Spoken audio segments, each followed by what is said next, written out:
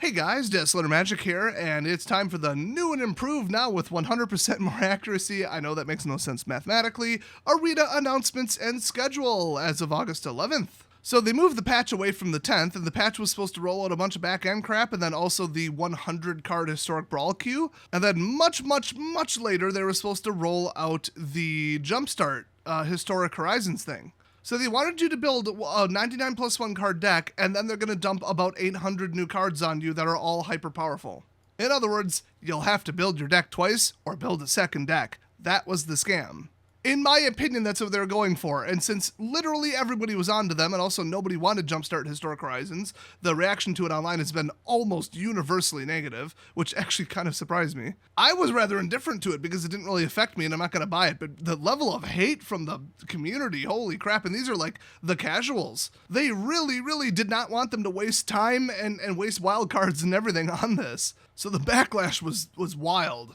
So my thought was, okay, they moved it up to the 24th, and the release of Historic Horizons Jumpstart, whatever, was 26th. So 2 days. So I thought, oh, okay, they're moving them closer. I get it, okay.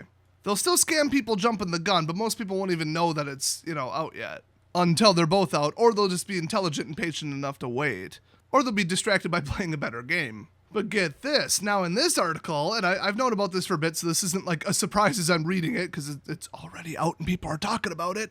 The August 12th opening date of Historic Brawl remains unchanged. Well, first of all, it was the 10th, I'm pretty sure, but okay. By the adjusted release and downtime mentioned above. However, from August 12th through the 24th, it will be in the form of Historic Brawl Festival. Oh boy, just slap the word festival on it. It's just like in programming. Just call it a feature. So that's out right now, and all they say is no entry fee will be required for this event, so that's kind of cool, and players will receive 3,000 XP for the first win. So now, if you have the Mastery Pass, it is borderline mandatory. Hey, remember when they said when people were mad about the Mastery Pass getting shittier every single time, that they were going to give people bare minimum 5,000 XP every single pass for free between events and like little, I guess, coupon codes, free redemption codes, promotional things in email or whatever, and then they dropped that after about one time. I haven't seen that since the last time they screwed up Arena and had a bunch of downtime, actually. That's the last time they gave away free levels. So I guess they were lying about that. However, they've consistently made the Mastery Pass a worse value. So, good job there, guys. So the one thing I want to know is it 60 card or is it 100 card? Because it didn't specify. So I actually have Arena open right now. I'm going to go check. Oh, they're saying 100. Oh, wow. So either everybody like me and other YouTubers, article writers, everybody across the entire internet absolutely blew them up over this, saying this 2-week gap is an absolute scam and you're just trying to get people to build their decks twice. And then they just said, oh, well, the horse has already left the barn. Let's go back to running it. Or this was their intention all along. Who knows? There's so many lies on top of misrepresentations, on top of misleading half-true statements. It really is a mess over there.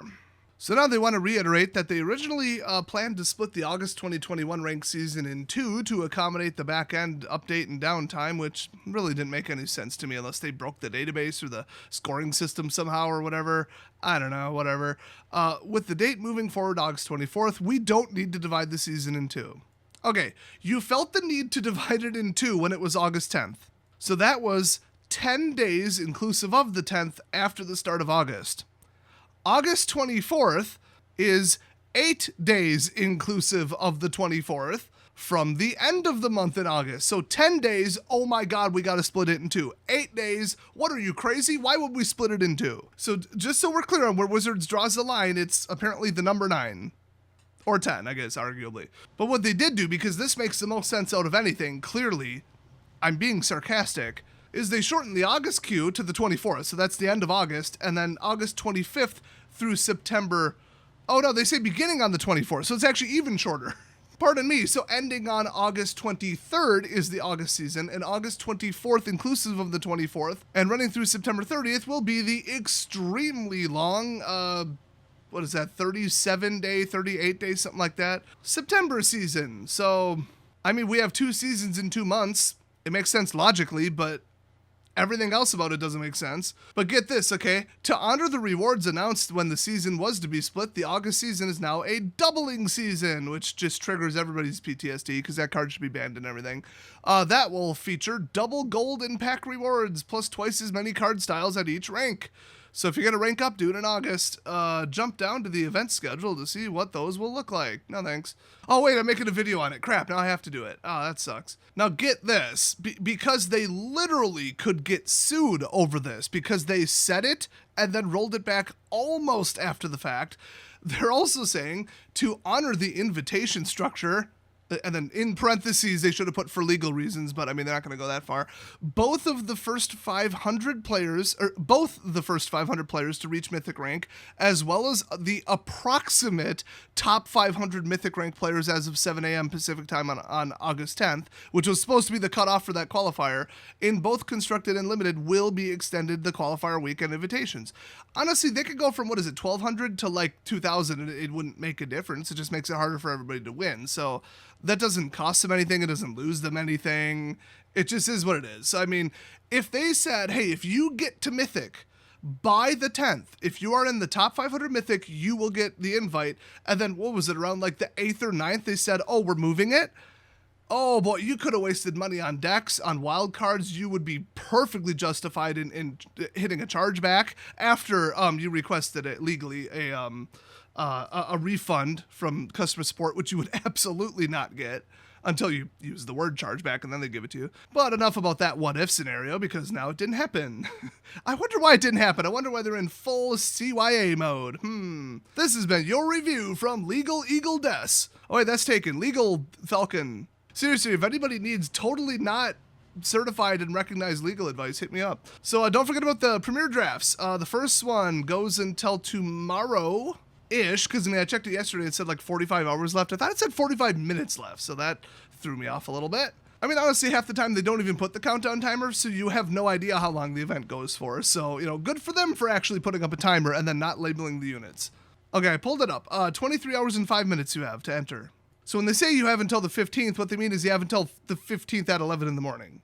So, I mean, it's a weekend. Let's be honest, you don't have until the 15th. Let's just cut the crap. But on the 15th at, 11 my time, Kaladesh Remastered launches and all of them have no entry fee. That's why, seriously, go do it. It's a premier draft. I punted mine into orbit by accidentally drafting a bomb-ass mythic-heavy, rare-heavy super deck that had 7 creatures in it. That is a noob mistake, and I am thoroughly embarrassed, but just, don't do that. It's very easy to do in Amonkhet because there's a lot of power enchantments and power, like cartouches and removal and, really good instant spells and stuff, but, don't do what I did.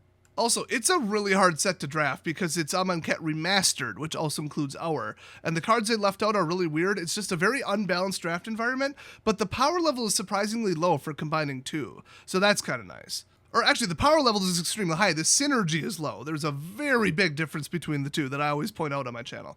So you got, basically 5.5 days on that, and then August 20th, you get another free entry premier draft. That's normally like $10 equivalent? But they're giving you $30 here. I mean, guys, go do it.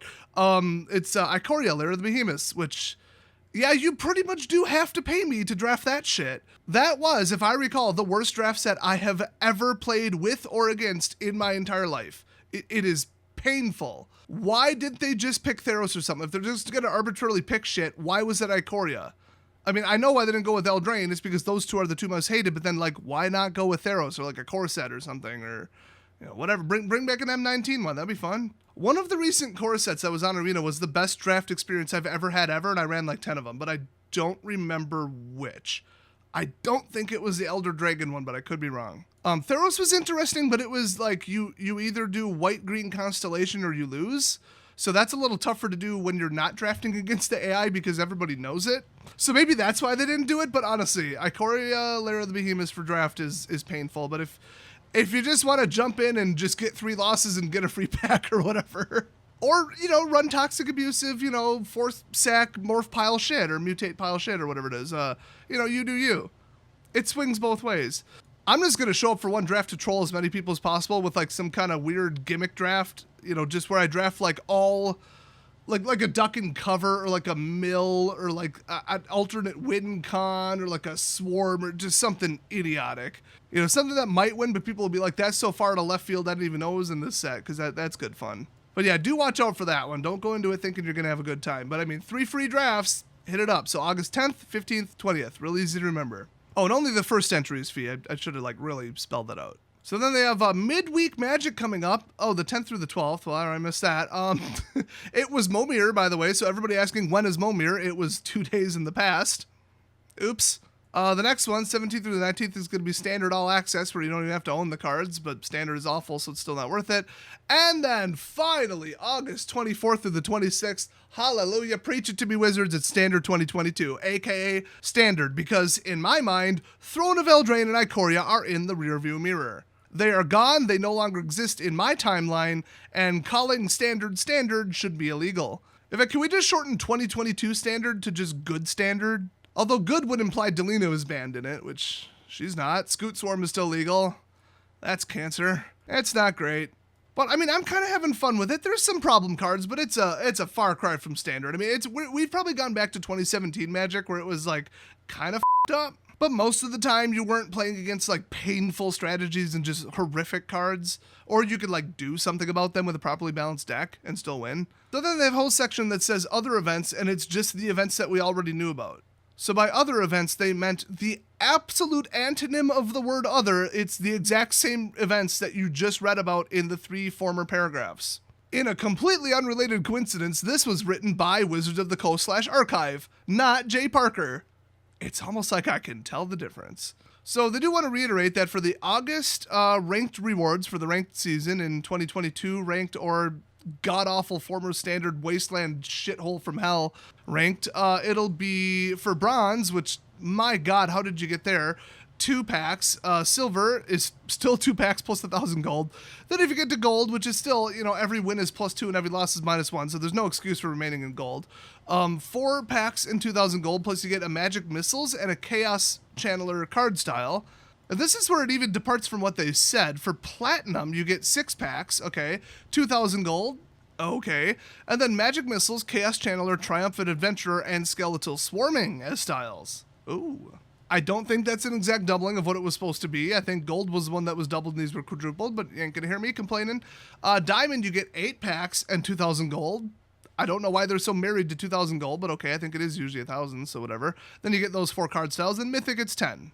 And then still 2,000 and still 4 card styles. So not bad. Good time to get to Diamond, good time to get to Mythic. We all know from the last live stream that Arena is purposely keeping me out of Diamond because their match rigging, shuffling rigging, and draw rigging is pretty aggressive. And I definitely didn't show live on stream in real time with it right in front of your face how to get around the system and cheat it to get free easy wins and accelerate your rank ups because, you know, the developers would have to admit it that was part of the game and then that was secretly in the background in order to accuse me of showing people how to cheat. So I'm just a crazy person spouting off bullshit. It's all superstitious nonsense, and I totally didn't just absolutely bulldoze someone after I implemented my fun little magic trick. I literally beat them in like 60 seconds after like a 60-minute match from hell in which I lost because they just, if I recall, gave me just nothing but blue mana. They're just like, here, have nothing but lands. F you. Well, leave a like and a comment down below if you want me to make a video on all the ways to totally, definitely not cheat, and it's all superstition, wink, wink, at Arena to manipulate the system and rank up faster and get free wins. I'll cover deck scrambling and like deck stat tracking and how to throw it off and how to fake it. But of course, none of that does anything. It's all just superstitious nonsense and all complete lies. I mean, just ask the developers. It's not like I have the results to back it up live on stream showing you in real time. So anyway, Pokemon Go Community Day Fest, whatever the hell thing started 4 minutes ago. So, ya boy, gotta go. I'll see you guys next video.